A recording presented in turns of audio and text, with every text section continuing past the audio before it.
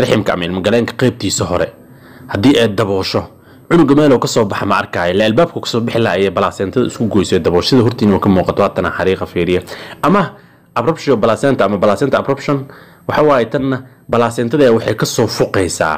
uteruska ama riximka ama ilmagaleenka ay kasoo fuqaysaa marka haddii dirbiga ay kasoo su'aalaha aadka la soo weydiiyo waxaa ka mid ah sidee gabadha markay uur qaado looga badbaadin karaa inay qaliin gasho oo ay qaliin ku dhasho micnaha ayadoo aan la qalin sidee si caadi ah ugu dhali kartaa ma jiraa talooyin haddii gabadha la siiyo ka badbaadin kara yacni inay qaliin gasho oo ay qaliin ku dhasho insha Allah su'aalahaas iyo kuwa kale ayaan si faahfaahsan u sharxi doonaa annaga oo sheegi doona talaabooyin ama talooyin gabadha ay tahay inay qaadato si ay ugu badbaado foosha inay ku dhibaatooto kadibna ay qaliin gasho si faahfaahsan ayaan u sharxi doonaa insha Allah ka faa'iideysi wacan la wadaag asxaabtaada si ay ugu faa'iideystaan kuna soo dhawaada mar kale barnaamijkeena halkan kala socod barnaamij caafimaad oo taxan ah talooyin muhiim ah oo ku aadan caafimaadka sida wacyigelinta bulshada ee ka hortagga xanuunada halista ah iyo daaweyntooda waxa barnaamijka idin soo gudbin doono Dr. Timothy marka laga hadlayo badqabka hooyada iyo cunugeeda waxa la dhahaa waxa fiican caafimaad ahaan in hooyada si caadi ah ay u dhasho ayadoo aan qaliin marin sida hortiinaba ku qoran micnaha ayadoo aan qaliin lagu sameynin in xubinta taranka ay ka dhasho ayaa fiican caafimaad ahaan hooyada iyo cunuga uur ku jiro labadaba macnaha caafimaad ahaan sidaas ayaa u wanaagsan sababtan waxa ay tahay hooyada marka qaliin lagu sameeyo waxa la dhahaa waxa khatar gali kara caafimaadkeeda iyo kan cunugeeda labadaba sida hortiinaba ku qoran laakiin waxa jiro xaalado haddii hooyada ay la soo gudboonaadaan ay qasab tahay in qaliin lagu sameeyo oo qaliinka يعني وكفي عني هاي للمدى عادية أو حالتها قار مركو حقو كلا قادينا حالتهاس كوا لغا باقسن كرو أو لغا بدبادين كرو هويدا أو إني قلين كش لغا بدبادين كرو يكوا عن لغا باقسن كرين أو قصبت هاي هويدا قلين لغو سمي أو حال كيدا أو كجرو أو هويدا قلين لغو سمي وهدي اسكو دي إني عادي ودشو دباتو علوس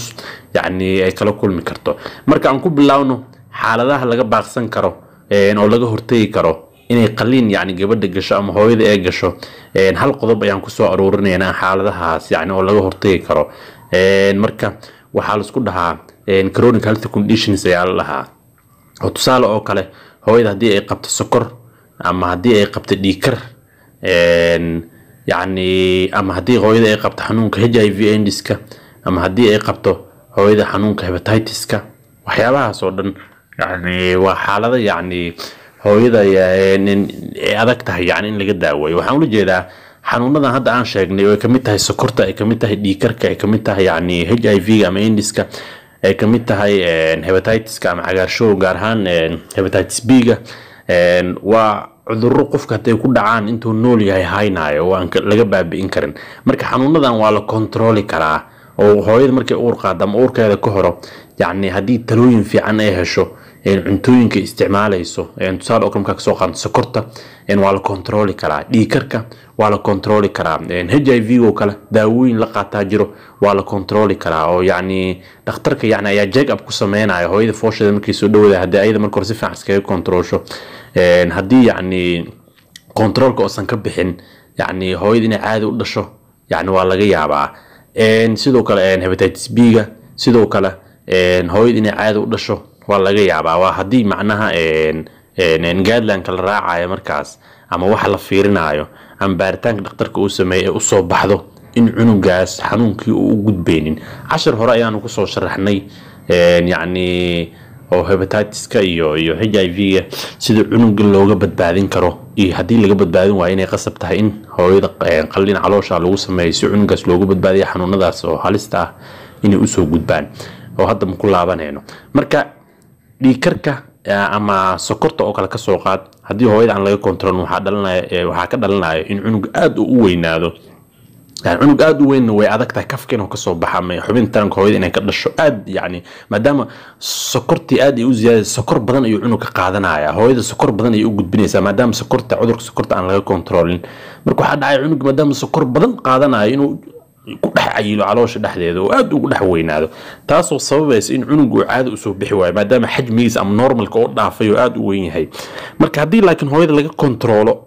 sokorteeda xilliga uurka oo tirooyin fiican la siiyo يعني سكرتها يعني نورمال اي نقونيسا نورمال كاسna waxa ka dhalanaya cunug inuu aad u weynaan waxaana ka dhalanaya inay caado u dhasho marka xaaladan waa la control karaa dhiigga sidoo kale waa la control karaa HIV waa la control karaa hepatitis waa la control karaa marka intaas daa qabta mid kamid ah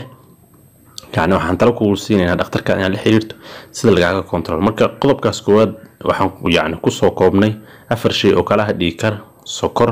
HIV AIDS iyo hepatitis B ama cagaarshow nooca B intaas waa wax la control karo hooyada laga ilaalin karo inay qaliin yani si qasab ah ugu baahato waan laga hortagi karaa xaaladaha ugu horeeya uurka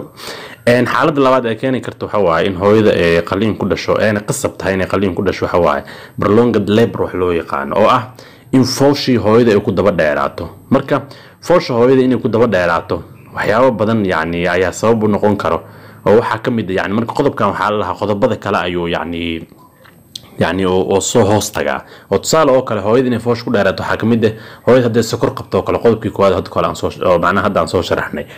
sokorta qabto waxaan cunug aad ayuu u weynaanaa cunugku aad u weynaan way adkaanaysaa kafka inuu ka soo baxa foosha ku daba dheeraanayso hooyada marka fool daba dheeraashada waqti la fiiriyaa jiro haddii 20 saac gabadha ugubka ah oo wali aan dhalan haddii 20 saac fool ay hayso wali ay dhalan waxa la lahaa prolonged labor hooyo hore u dhashay haddii 14 saac oo xiriir ah فوش يعني إذا دريميسي وين أسندل أيضا وحلا برلونج لابر معناه فول دبر دايرات الله مرك فوش دبر دايرات وقتك صار له فيها 20 ساعة حتى فوش هايسو أو 20 ساعة وحريرها معناه أما كلاكو جوان لكن 20 ساعة أنت فوش مركي هايسو أي قبت لقصو بلا 20 ساعة ده وده هايسو 20 ساعة يدل أنا مالين أو أفر ساعة دم أفر 3 ساعة أو أفر ساعة دم قفكو أوبك على جوا معناه هراء دل أما 14 ساعة gabar hore u dhasho ilmo kale hore u dhashay cunug ama loo cunug hore u dhashay 14 saac oo xiriir hadaysan yani wax badan oo fooshan ay hayso ayadana yani waxa lagu la taliyaa qaliin marka waxyaabahaas waxa kamid ah koow oo macnaha qodobkan hoostagay in foosh gabadha ay ku daba dheeraato waxa sabab noqon kara cunug hadda cudurka sokorta aan sheegayno kale hooyada qabto cunug aad u weynaado hooyadana iska control cunug weyn yani ma ka soo bixi kara kafka laba waxaan dhahnay hadii yani hooyada mataana badan ee caloosha ay ku wado yani ayadana sabab u noqon kartaa oo macna fooshin inta dheeraato qodobka saddexaad ee keeni karo in foosha yani hooyada yani ay ka dhalo caadi u dhalo wayso qaliin lagu sameeyo waxa waaye abnormal position wax loo yaqaan oo ah cunuga qaabka oo yani u dhaxyaalo ni sheeg uurka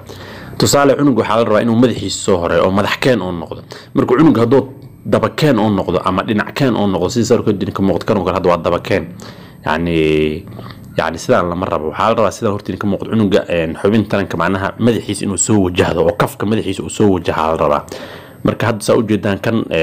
madaxiisa ma soo wajahin kan waa u jeedaan uu saxan yahay madaxiisa ayaa soo wajahay kan waa u jeedaan dhinac transfer waa uu yaalaa yani asagana ma soo bixi karo ayadana position cunug computer marka la saaro ayaa hooyada la ogaan karaa inuu madax ka yahay inuu daba ka yahay inuu dhinac ka yahay markina fahantaan yarjana ayadana qaliin ayuu sababi karaa afar waxyaaba qaliinka sababi kara waxa kamid ah fetal distress wax loo yaqaan oo ah hadii dhakhtarka cunuga iyo hooyada inuu check up ku sameeyo oo ogaado oo macnaha baaritaan ku sameeyo oo ogaado in cunuga uu ku jiro oxygen-ka oo helaya ama hawada oo helaya inay aad u yar tahay waxa degdeg loogu baahan yahay ma la sii sugi karno meesha ku dhintay laga yaabaa waxa degdeg loogu baahan yahay cunugaas in si caadi ah macnaha qaliin lagu dhaliyo qodobka shanaad ee keeni kara in qaliin lagu dhaliyo waxa waaye birth defects wax loo yaqaan oo ah hadii cilada ama caqabada ay ku yimaadaan cunuga uu ku jiro jirkiisa tusaale oo kala congenital heart disease oo kala dhibaatooyinka cunuga oo la dhashto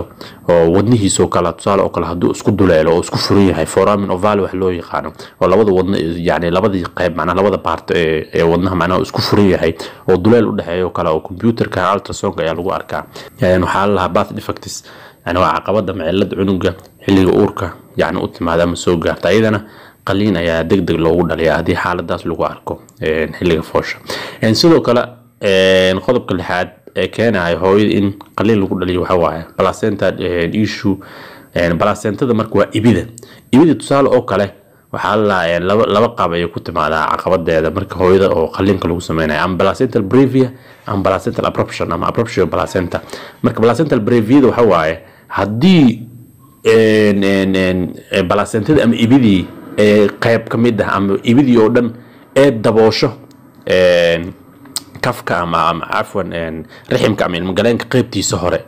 haddii ay daboosho cunuga meel oo ka soo baxa ma arkaayo la albaabka ka soo bixi la ay balasentada isku goysay daboolshada hortiina ka muuqato haddana xariiqa fiiriya ama abruption placenta ama placenta abruption waxa waaye tan balasentada waxay ka soo fuqaysaa uteruska ama riximka ama ilmagaleenka ay ka soo fuqaysaa marka haddii dirbiga ay ka soo fuqdo oxygenkii iyo cuntadii meesha cunug ugu soo gudbaysay waayo waxa dhacay cunug oxygen xumo ayaa ku dhacayso inuu meesha ku dhintay marka u badan tahay saas darteed ayadana si degdeg ah ayay balasentada dirbigii oo yani oo uteruska ama riximka ama ilmagaleenka ay ka soo fuqdo degdeg cunuga sigana looga dhalanayaa macnaha qalin loogu sameeyaa hooyada si looga dhaliyo qodobka toddobaad ee keeni kara waxa waaye carrier multiples wax loo yaqaan oo ah twins macnaha hooyada haddii saddex cunug ama laba cunug caloosha ay ku wado eena foolato saadaad sheegna yani foosha ay ku daba dheeraato saacada ayadana waxaa fiican qalin loogu dhaliyo maadaama ilmo badan macnaha oo laba iyo wixii ka badan hadday tahay ayadana saas ayaa lagula taliyaa 8 haddii C-section oo kala hor loogu sameeyay qodobkan waa la soo raacayaa ayadana waxay u nugushaa hooyadaas in C-section ama qalin mar kale hadii isla markiiba ilmaha isnuug yihiin oo markaas isla sanad ku xiga uur ay qaaday inta badan yani qalin ayaa lagu dhaliyaa qodobkan waa iska soo raaciyaa wax qasab ma ahan nodda caadi oo C-section sanadka hore ku dhalo sanadka caadi ku dhalayaa jiro marka 8daas qodob ayaa ugu weyn waan soo kala sheegnay kuwa la xalin karo oo xalka leh iyo kuwa aan xalka lahayn kuwa la xalin karo waxyaabaha la sameeynaayo kuwa aan la xalin karin waxyaabaha la fiirinayo waxyaabaha la sameeynaayo waa soo kala sharaxnay wixii aadan fahmin qaybta faalada ama comment ugu soo qor anaan ka caawin doono kaaga soo jawaabi doono insha Allah taala shirkantaas ay ku soo koobayna assalamu alaykum wa rahmatullahi wa barakatuh